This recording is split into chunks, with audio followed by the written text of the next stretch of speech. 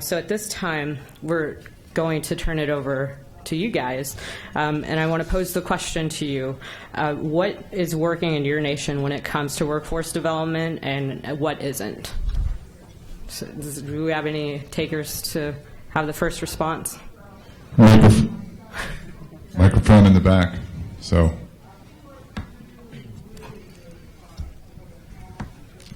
Good afternoon. I'm from Squaxin Island Tribe, and we are people of the water. We have marine waters that come into our territory, and we are such a small tribe. Back in 1970s, we were about 200, 300. 1980s, we went up to about 500, and now we're about 1,043. And we are a fishing community, so fishing seasons, when it's good, everybody is on the water and catching salmon. We also are a shellfish people, so we harvest during the tides. And very important to our people, because it's economics, but it also is social, part of who we are. The problem that we run into is that when you're 16, you can go out there and start harvesting also, which means that when it's time for school, you might be really tired, and maybe I'm not going to go to school today because I'm just so tired. And we have very intelligent people. We have some of our people that went to Harvard, and they're good people.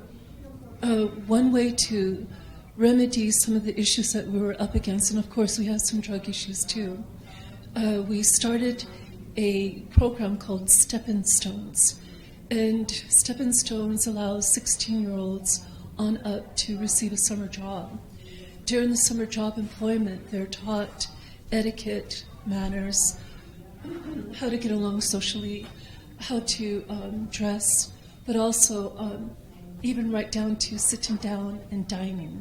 What fork do you use? Because sometimes when you come from tribal communities, you have all these forks and all these utensils, and what are they used for? So we went so far as to teach them how to, what forks to use, and just the proper etiquette in the social setting.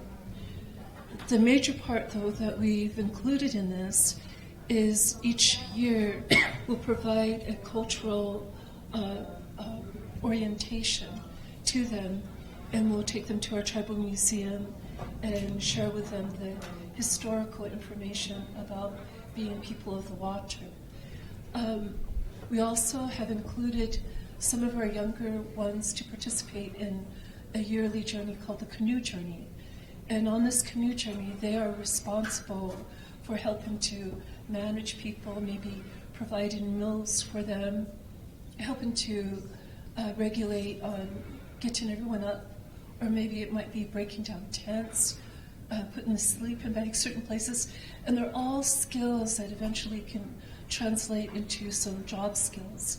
And one of the biggest ones that we found out is while on the journey, everyone wants to be part of that, being in the canoe and pulling.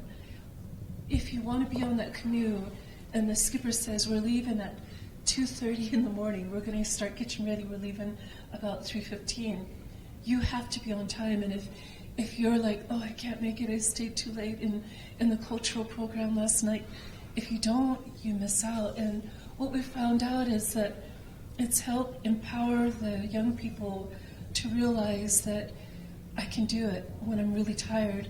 I can get up and go to school, and I can get up and do my job when I need to. So ours addresses not only the problem that we had with our cultural aspects, but also it addresses some of the skills that they may not be receiving at home. They're receiving it from a cultural way. And we also incorporate mentors that are closer to their age that help teach them and guide them. And we found out that it's very successful because now our age groups are moving up and they're taking on some of the bigger jobs now. And then some of them also have went on to their higher education. Thank you. Good afternoon. I'm Bobby Webster. I'm from the Oneida Tribe, just about 4 hours east of here. want to commend Councilman Big John on the efforts for the state of emergency that your tribe recognized and the actions you took to address it in the state of recovery. I think every tribe here is dealing with those substance abuse issues. I'd like to know what is next after the stage of recovery, the state of recovery. Where do you expect to go next? The research that we found, Bobby, talks about 3 years is when this thing starts to fizzle. So you got to get your work done within these 3 years. This is what the research tells us. When we first hopped into this thing, we declared a war on drugs. Okay, and I don't want to get into some of the gory details that I speak about out other places, but we heard the cries from our people saying, "Hey, you are leaders and you need to act." So we did, and we brought forth these efforts and we declared this.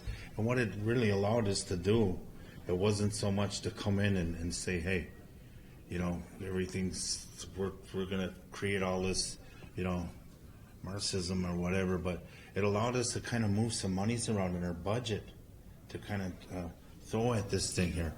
And then we wanted to be smart about what we wanted to do, because we seen that, we were getting into a pretty big thing. We didn't see the big picture at first, but, so we hired a facilitator. We created a strategic plan.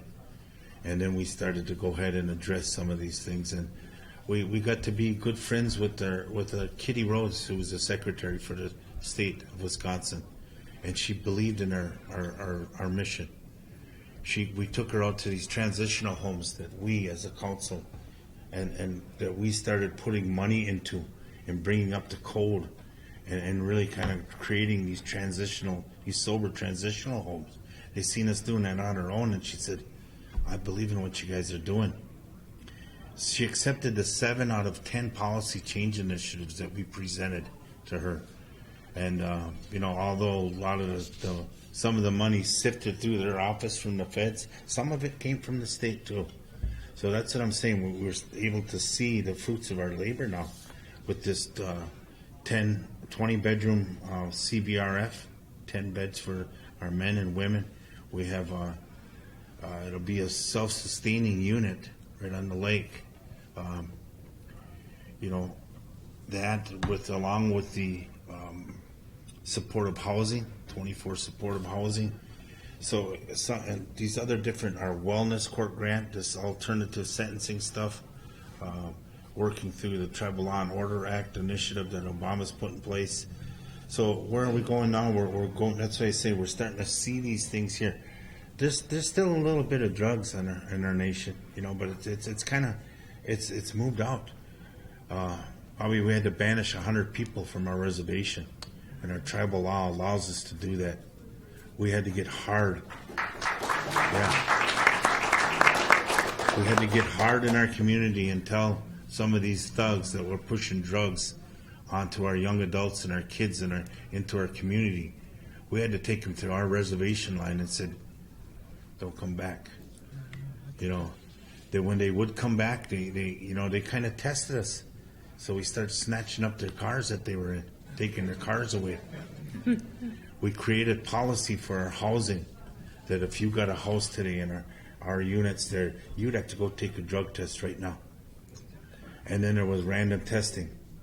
So we tried to look at all this stuff, and our people started to buy in. And I would say to this day we have probably 85 to 90% of our people that support what we're doing, what we've done. So now we're working out of this thing in this recovery mode. Now that we have a lot of these things in place, and we've reshifted our Department of Health and Human Services. We brought in some great people that the state was going to hire, different ones, and we position ourselves well. Like we're involved with the Marshfield Clinics coalitions, these for prescriptions and stuff. This Lakeland Area Prescription Drug Task Force. My council appointed me to this as one of 14 tribal leaders across the country to this technical tribal advisory committee to SAMHSA. So not only is my tribe going to benefit through some of these monies that are available to these tribes, but so are the Oneidas and so are the whole chunks, and and in Wisconsin and beyond that, So I think that's that kind of, hopefully I answered your question, but I get all caught up in this thing. I'm so passionate about what we're doing back home.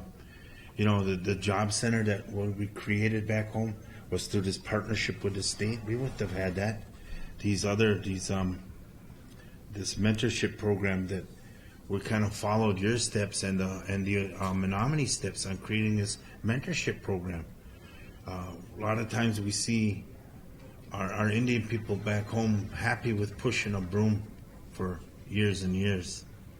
But really, are they happy if they were ever given that opportunity to move up that ladder and give them that hope and that inspiration? Man, we're finding out that a lot of our people want to become managers, and we're providing that education and opportunities for them to move up and lead our people away from that oppression. So we might not have the heavy pockets that some of these tribes do, but I tell you what, we have heaviness in our hearts and that love for our people. So that's where we're going.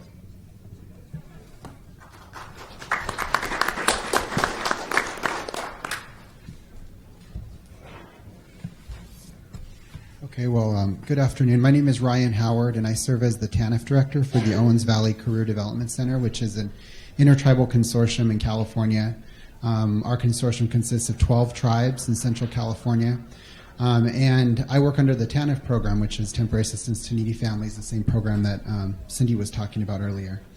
So some of the things that we're finding work for our program are something that Cindy mentioned, which at the Administration for Children and Families, they kind of coined this term two-generation approach, which is an approach using TANF funds and other similar types of funding to focus not only on education and training goals for the parents, but also education and training goals for youth as well. And so through that, one of the things that we've operated for a number of years is a summer youth employment program, where we work with tribal employers as well as employers on and off reservation to provide about a 10-week summer youth work experience program. What's kind of interesting through that is that we even have now employees that are applying for jobs with us now that's their first reference on an employment application was their summer job they had in high school. So I think that kind of goes to show that providing some of these opportunities can sort of be that building block that people use and move themselves forward professionally.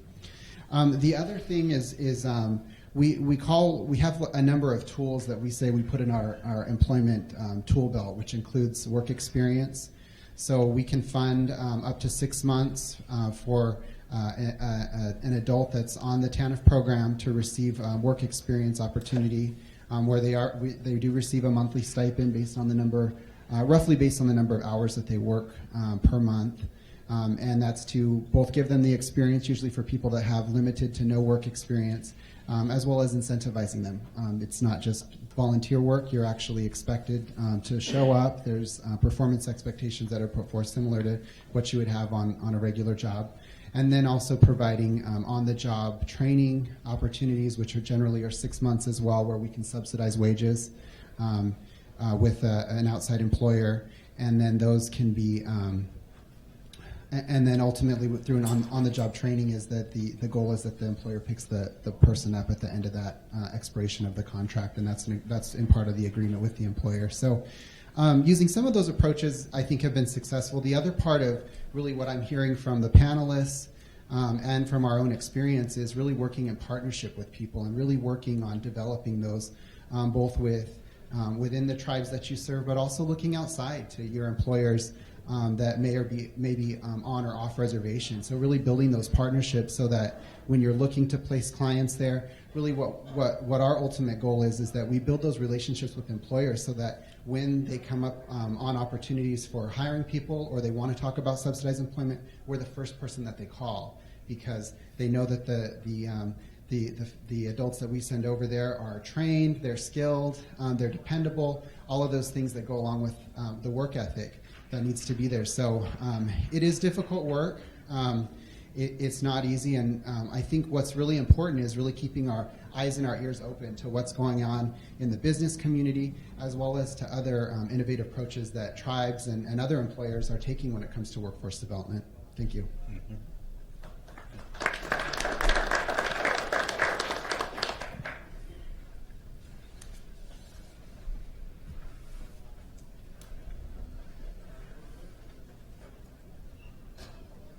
Anyone else have a comment about what is working or what isn't working in their community?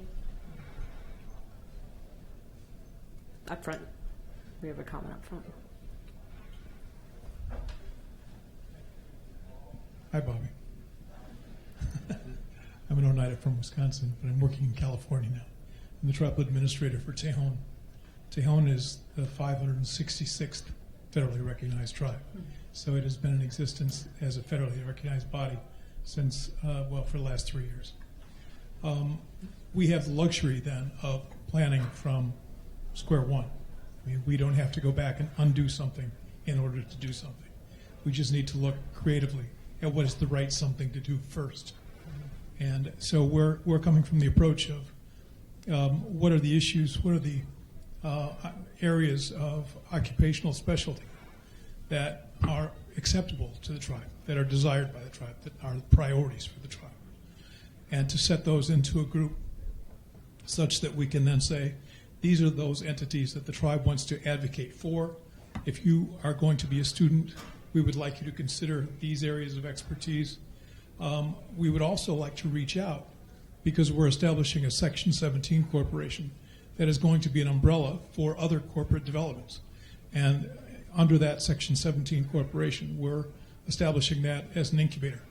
So for tribal members that have expertise in various areas, we're bringing them in and we'll provide the support and resources in order for them to begin businesses that we ideally will be attracting tribal members to fulfill in their employment opportunities. And we'll see that as kind of the base. But from there, the tribe wants to grow. I mean, gaming is something that everybody looks at, but we're looking at much more than that, environmental issues and other kinds of developments that are aligned with the tribal philosophy, and to grow from there. And we think it's not anything that's really innovative. We've got some components that we think are kind of unique to how we're looking at the world, but we think that those are things that any tribe could pursue and ideally would.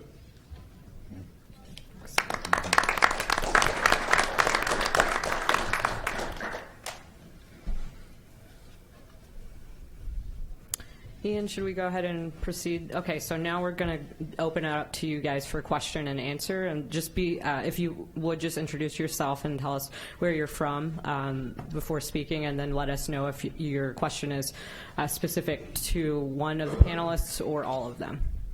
So, does anyone have a question? All right, here we go.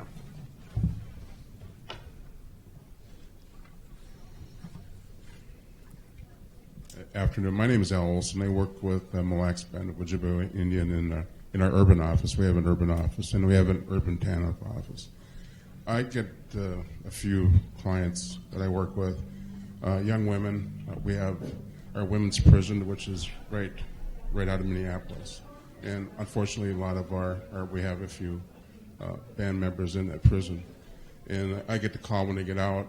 I'd like to know more about if any of you guys have ever worked with any unification programs to help those people, because a lot of them have children that are TANF clients, for them to get jobs. And it's the first thing they can't do is find housing and employment. That's two big issues that I deal with. So I was just wondering if there's any type of unification programs out there, or has anybody worked with some to deal with those issues of employment, because a lot of times they're trying to get their kids back and that are with relatives. So that's kind of my question to anybody that can answer it, I guess.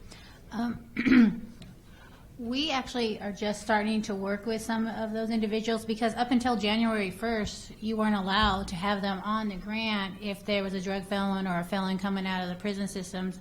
But now with the changes for the new recidivism, they have now made it effective January 1st, we're to assist them and put them on our case lists and caseloads if they come on. So it'll be new for us, so we haven't, but we're starting to work with them and start providing job skills. Like if you come on our program now, we made it mandatory that you have to mandatorily attend orientation. If you don't have a job and you're not going to school, then we have this computerized program called Career Pillars where you have to come in and interact and it's an interactive thing that you have to prep you for job placement and just the skills and resume preparation, and you work on the computer. And then we also have a Motherhood is Sacred program we would encourage them to go to our Motherhood is Sacred, and for our fathers we have Fatherhood is Sacred program where we'd encourage them to come to that, and then they get the work participation hours while they attend these workshops at the same time as they develop their mothering skills, where we remind them how to be a good mother and to try to develop a heart of a loving and caring mom, because just because we're moms doesn't mean we got the heart of a loving and caring mom. So we try to remind them the skills of a loving and caring mom and how to go become that parent again. So I would encourage them to get in, and then we have healthy relationships workshops that we do for the family to strengthen the family unit.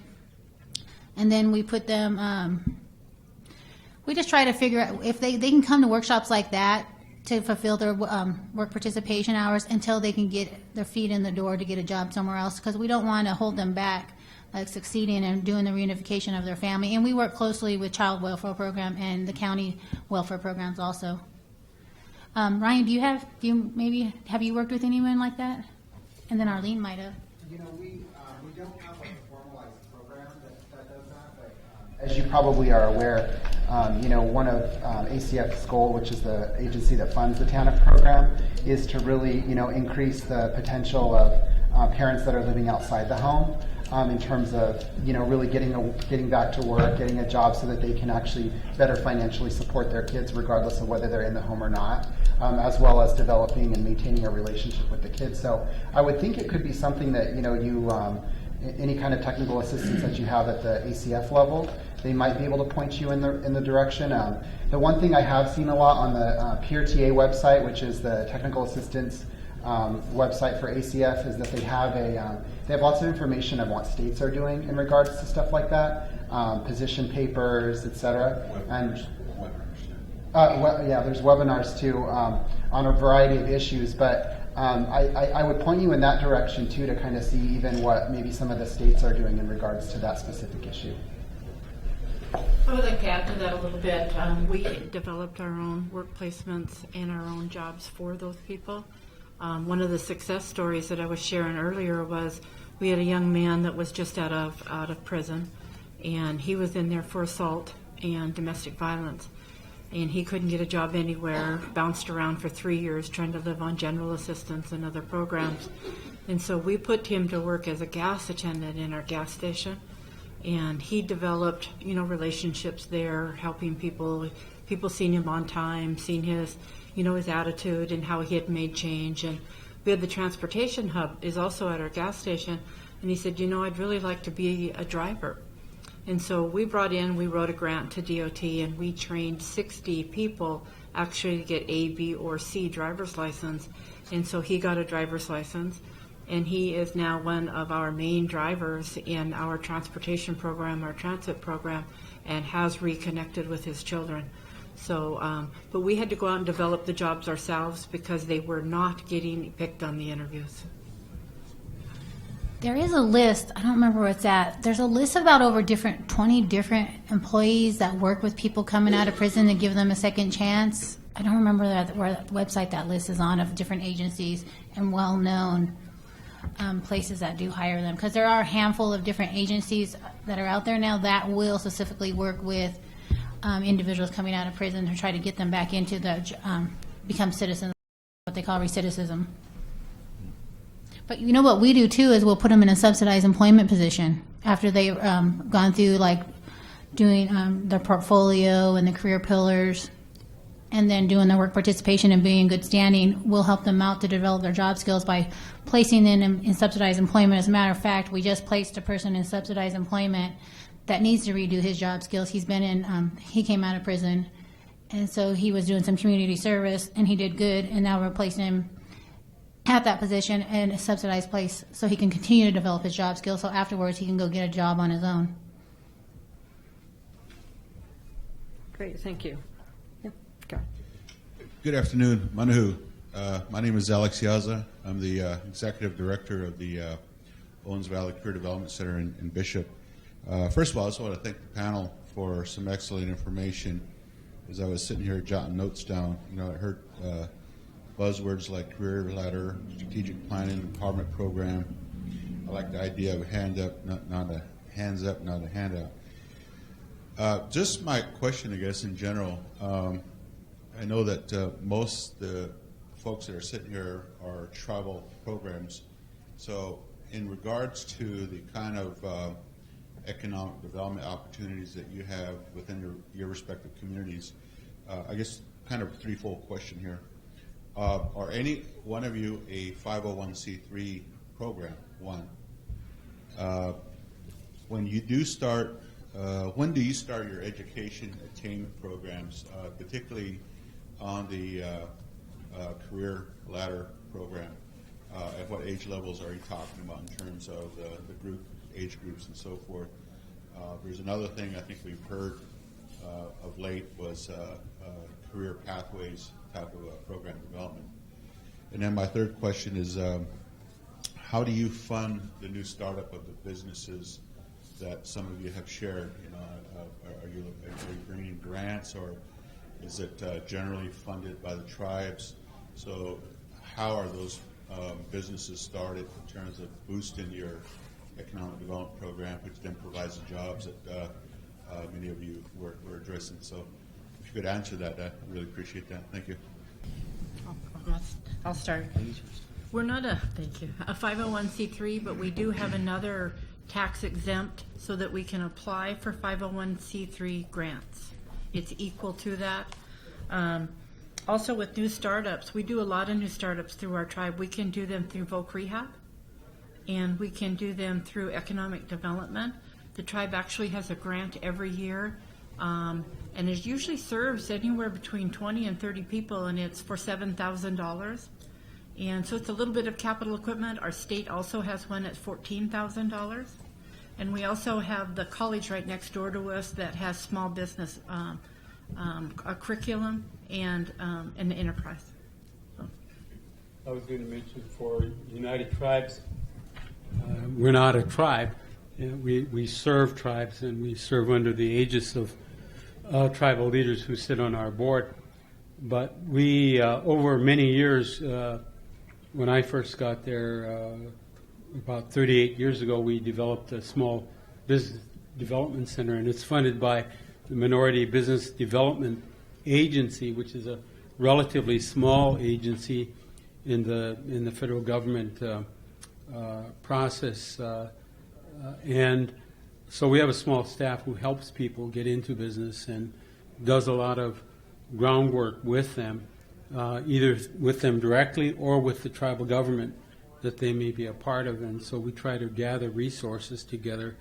And then we do some training, of course, for people that want to be into business. In fact, we have a certificate, 2-year degree, and we have now a 4-year degree in business administration. So what we have found, again, and that's why we have the current 4-year degree program, is that a lot of people, a lot of Native people that want to get into business don't have that background or experience. And many people within the tribal systems don't always have that experience the way that non-Indians do. And so we really have to create our own field, as you are doing, in creating that opportunity for them and allowing them to take advantage of opportunity. So I think that's part of what we do. And we have sponsored programs ourselves, either with tribal governments or ranging down to the individual to help them begin businesses. To answer your question on question 2 and 3 on the career path, utilizing your economic development grant money and your higher education, if you guys have one, the youth's summer internships, we start them off at 10 years old, 11 years old. They'll start learning at a young age the simplest things, the filing, the answering phone calls, the transferring of phone calls, and keeping them active and proactive. I had a 12-year-old about 2 years ago, and she's doing great. She's coming back this summer. She came back this summer, and it's like it's flawless. It's just like routine for this young person. I usually take 2 or 3 at a time and make it a mandatory that your departments have one summer youth intern, and make it a mandatory thing, and have them give a good exit interview, a good exit interview, and keep in ties with those personnels. If you have someone that or you have an education department or a scholarship department, once those individuals start going to high school, that very, very small period of time where things are just very fragile, but yet they can grow and excel exceedingly well. Track them. Don't track them by names. My opinion on that is a lot of people get biases. So track them by a number, and that number, the chair only knows, and about two other people on the advisory board. Have them tracked by numbers, so you get to know what their GPA was when they started high school and when they ended high school, and where they're going to go afterwards. So that way you could get them in that scholarship program, so that you have them tracked. And when they're in the scholarship program, you maintain their GPA and their career path by giving them internships, giving them that chance, even if it's just a summer or a fall or whenever their break is. That's just a short snippet. We can go more afterwards. On question number 3, funding to start up of a business. There are a lot of avenues to do that. It depends if you guys have businesses. Start looking at the finance, the economic side of it all, and see if there's one that you aren't particularly doing so well in, and why, and what's the strategic plan on this. How many years are you in your strategic plan? My CEO and myself sold one of our companies that it did hurt us, because everyone saw it as, it was a gas station, actually. Everyone saw it as, oh, well, you guys are running bears. I mean, you don't have any more. You sold them all. What's going on? Looking at the stability of it, the convenience part was making the money, but the fuel part wasn't really cutting it. And the way fuel prices have been going lately, we decided, all right, let's cut our losses, sell it, and use that to start up another business. And start growing on your line of credit with a bank you trust. And after that 4 years of doing that, we started up a Tiwa Technology Services, which is an IT company, completely startup, have a couple employees there doing some really amazing things, and we're going to complete another purchase of a company, and we're going to start up 2 more. And the startup is with the good line of credit that we've made over the past 4 years with our bank. You're welcome. Alex, I'll answer. TANF is a 501(c), of course, but for my tribe, we are going to be doing similar to this gentleman. We'll be, since we just started purchasing in the last couple of years, we are going to be creating a corporate veil to protect the assets of our tribe, since we have we don't have nearly as much land as these guys, but for California, we got a lot of land, over 30,000 acres. So we want to protect the assets of our tribe. So if a deal was to go wrong, they couldn't go after the assets. So we need to create our corporate veil now that we have for-profit going on. I think we have one question in the back, and then we'll go up to the front. My name is Delbert Ray. I'm the president of Salt River in Arizona, Salt River community. And, just to the question about the people coming out of prison, I think I saw about a month ago, I think it's under Department of Justice, there's a reentry program that's being initiated right now. I think legislation is underway, and I think they're asking for comments, and it deals with, I think, with some of the concerns that people have about, people coming out of prisons and resorting back to their former lifestyle and going back. That's the kind of thing that I'm dealing with back home, and we're structuring some things back home. But I know that was available. I just wanted to put that on the table. Thank you. Mm-hmm. Could I make one comment? Please. Dealing with Native Americans coming out of prison. Years ago at United Tribes, we had a program that worked directly with inmates and people that were coming out of the systems, because oftentimes those people, as most of you know, have a very difficult time transitioning back into society. Usually they come out with inadequate skills themselves, and then socializing back into society, including their own tribal systems, is very tough on them. We did a program that did a lot of that kind of thing until Ronald Reagan came along and killed that program. And it was a program, prison parole program, that was funded directly through the Bureau of Indian Affairs. And there weren't too many of them. We had one, and there was probably about 10 others around the nation. But my point being is the Department of Interior and the Bureau of Indian Affairs really need to put that back on the top of the table and start funding those programs. I realize that there is no appropriation because Ronald Reagan killed it and killed our program along with others. But we know, in South Dakota, for example, I think 25%, if it isn't now higher than that, are Native Americans are that level in just the state prison system. I'm not even talking about the federal systems. So the need is there. Those people ultimately will return to their communities, and so there is a great need for providing resources to Indian tribes and to others to be able to give them both the skills as well as the transitioning that's necessary. We try to work with the inmates in this North Dakota state prison system, but we can only do so much with limited resources. So I just note that as another unmet need within Indian country, and that can dovetail, as you mentioned, with other resources like TANF and some of your own programs. I have what I think is going to be a two-part question for Mr. Munoz. Let's see, in terms of I believe you said that there's a distinction between that entity which oversees your economic development and the government, correct? Mm-hmm. Okay. That's correct. What is the linchpin for you between those two, and how does retained earnings work? The retained earnings side on the economic development side is that's their department. But for Tigu Inc. and its subsidiaries, our retained earnings side is run through our director of finance, and I watch that very closely.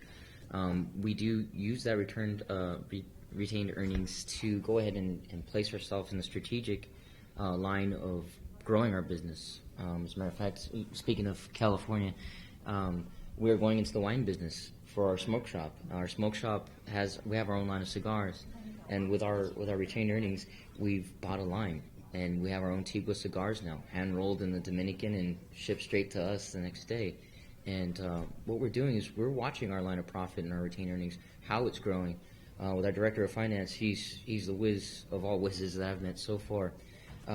We've decided, we can afford buying or leasing some Napa Valley acres and bottling our own wine and starting that up, because alcohol and tobacco is not really my thing, but yes, it does sell.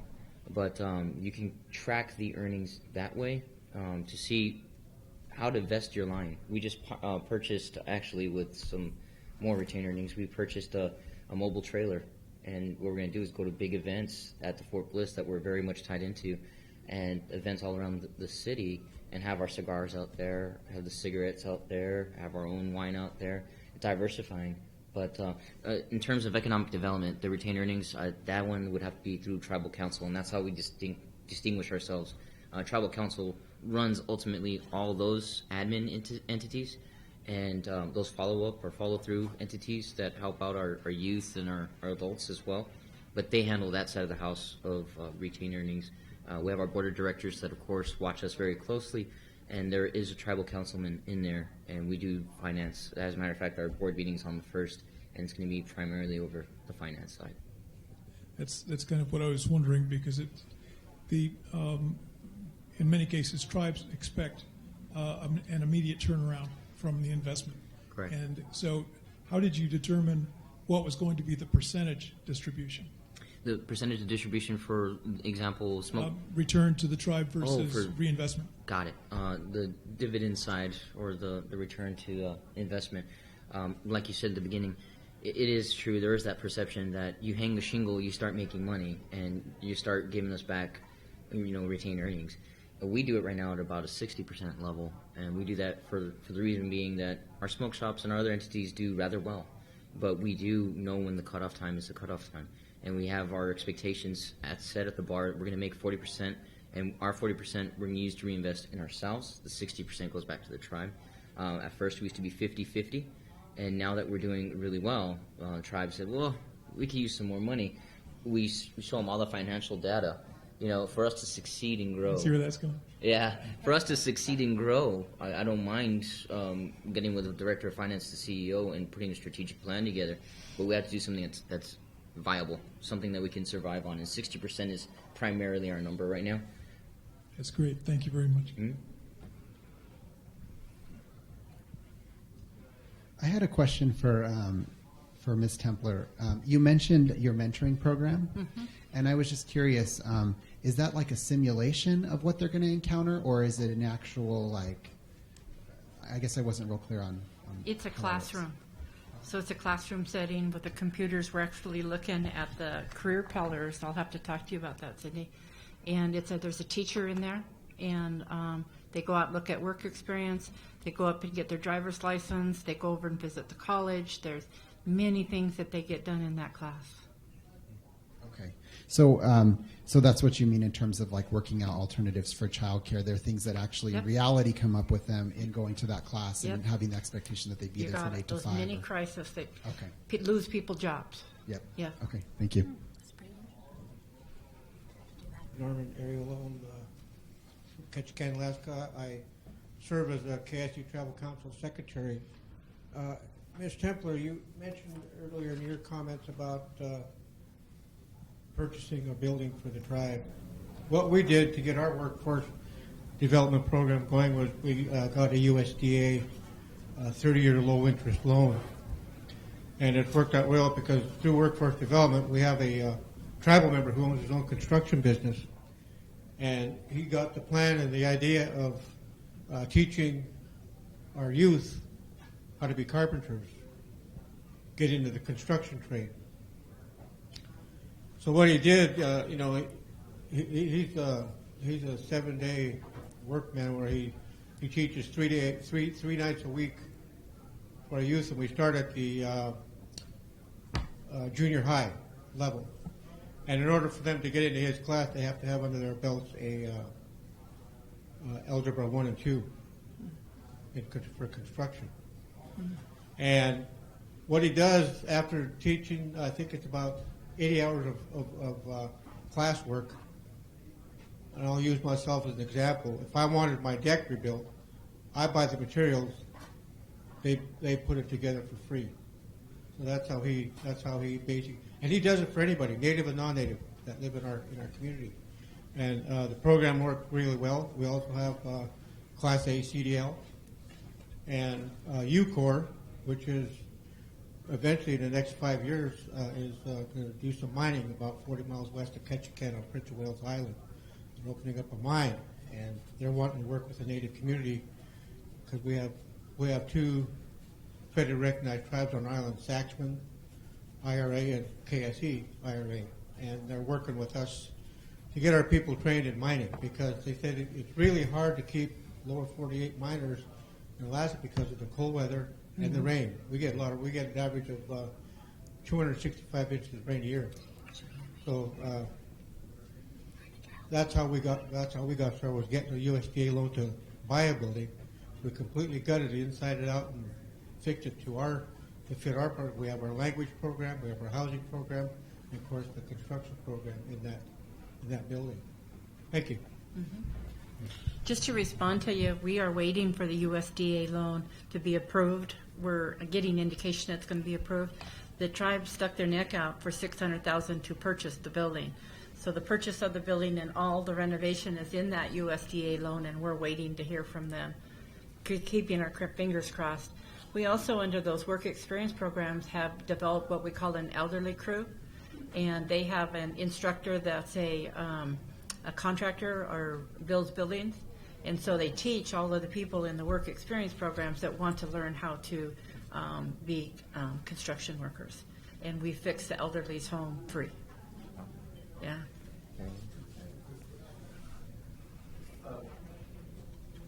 My quick question is, when you work developing the work development force, and we're working with Taro and you're working with TANF clients, how do you put it into your tribal plan, I guess, who has priority? How do you try to make sure that you're being fair, whether they're a TANF client who has some training or they're registered with Taro and they're not low income, but when you got one position open and you got 20 applicants and they're all tribal members, how do you who has priority on that, or how do you give them even a training opportunity when it comes up? Because that's what I think we have the problem with. Who has a priority and what program are they with? I think you got to look at their experience that they have. You know, we have a job pool, but your Taro programs across the country usually utilize what's called a skills bank, what we call it back home, where they come into my office and they fill out an application, and we know what their skills are. In fact, we've taken it a step further with our partnership with the Department of Workforce Development in our state, where we have a database now that they've thrown some money at, and it's like a tribal database. So if we need a guy that's running a excavator on a certain job, and say our guys are busy, or maybe we don't have one, but just 30 miles away there's another reservation there, and there's a tribal member that's not working. We see that on this database and say, hey, there's another brother we're going to put back to work. Come on, bring him over here by us. I think you have to look at the skills there. I see what you're saying. It could be kind of confusing, though. Yeah, I mean, where the clerical position, if they're not a TANF client can get WEX experience, where the non-TANF client doesn't get that experience. So how can, is it fair for them to give it to the TANF client because they're not low income enough to get on TANF and to get that experience? That's where it's kind of tricky, I think. Yeah, I agree. That's something we need to work on. I see that. That's a pretty good. And then, I mean, a third kind of a thing, I think you need to go ahead and consolidate some of these things. You know what I mean? So you got one. Because besides the two you talked about, I mentioned we got a job pool too, through our HR department. So I mean, I think tribes need to go ahead, and that's something that we probably need to do too, is consolidate this list, so we have, and then get them into this database. So not only are they available and ready to go for employment on our reservation, but beyond that too, out there. So. Yeah, and TANF has to ensure that we don't displace anybody either through like their work participation or a subsidized employment. So yeah, you have to go off the work skills, but you can't get rid of somebody and then place them in there with a TANF client and pay with TANF dollars rather than tribal dollars. That's against the federal regs.